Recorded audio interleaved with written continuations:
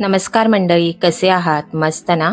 आज आपण 2 रेसिपी बनवणार आहोत, वालाचं बेरडं आणि तंदुरी पनीर पकोडा। पहिली आपण डाळिंबीची उसळ बनवून घेऊया। त्यासाठी वाल सोलून स्वच्छ धुवून घेतले आहेत। ही उसळ आपण 4 लोकांसाठी बनवणार आहोत। त्याकरता वाटण तयार करून घेऊया। अर्धा वाटी ओलं खोबरं, 7-8 लसूण पाकळ्या, अर्धा इंच आलं, 3-4 हिरव्या मिरच्या, कोथिंबीर, 1 चमचा बडीशेप घालून मिक्सरला बारीक वाटून घेऊया। त्या अगोदर तुम्ही माझ्या चॅनलला सबस्क्राइब केलं नसेल तर नक्की सबस्क्राइब करा। सबस्क्रिप्शन पूर्णपणे फ्री आहे। फोडणीसाठी अर्धा कांदा बारीक चिरून घेऊया। जर नैवेद्यासाठी बनवायचं असेल तर कांदा लसूण न वापरताही बनवू शकतो, खूप छान लागतं। कढीपत्ता घेऊया। फोडणीसाठी 2 चमचे तेल गरम करून त्यामध्ये मोहरी, हिंग घालूया, कढीपत्ता घालूया, बारीक चिरलेला कांदा घालून नरम होईपर्यंत छान परतवून घेऊया। सोललेले वाल घालूया आणि 3 ते 4 मिनिटे परतवून घेऊया, कारण कडधान्याला स्वतःचा उग्र वास असतो। छान परतवून घेतल्यामुळे रश्श्याला किंवा भाजीला उग्र वास येत नाही। त्यामध्ये पाव चमचा हळद, प्रत्येकी अर्धा चमचा धणे जिरे पावडर घालून 2 मिनिटे छान परतवून घेऊया। आता यामध्ये अर्धा चमचा गरम मसाला, लाल तिखट घालूया। मसाले तुम्ही आवडीप्रमाणे कमी जास्त प्रमाणात घालू शकता आणि छान परतवून घेऊया। तयार केलेलं वाटण घालून पाणी न घालता 3 ते 4 मिनिटं मंद आचेवर परतवून घेऊया। छान परतवून घेतल्यानंतर कोमट पाणी घालूया। छान मिक्स करून झाकण ठेवून 5 मिनिटे शिजवून घेऊया। छान उकळी आली आहे। त्यामध्ये चवीनुसार मीठ घालूया, गूळ घालूया, 3-4 कोकम घालून शिजवून घेऊया। गरमागरम वालाचं बिरडं किंवा डाळिंबीची उसळ तयार आहे।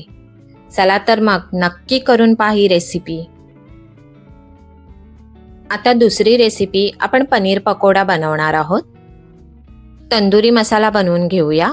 3 चमचे बेसन मंद आचेवर 3 ते 4 मिनिटे छान खमंग भाजून घेतला आहे।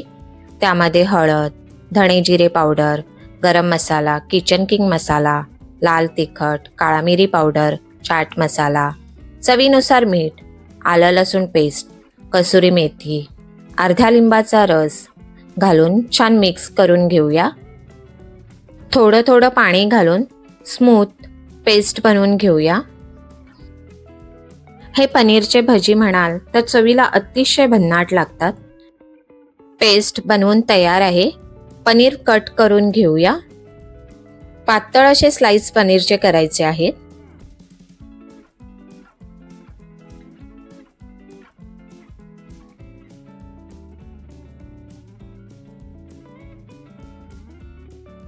पनीरच्या सर्व तुकड्यांवर एका बाजूला तयार केलेला मसाला लावून घेऊया।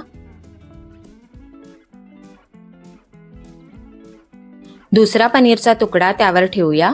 याप्रमाणे सर्व पनीरच्या तुकड्यांना मसाला लावून 20 मिनिटे फ्रीजमध्ये ठेवूया। भजीचं पीठ तयार करण्यासाठी बेसन घेतलं आहे।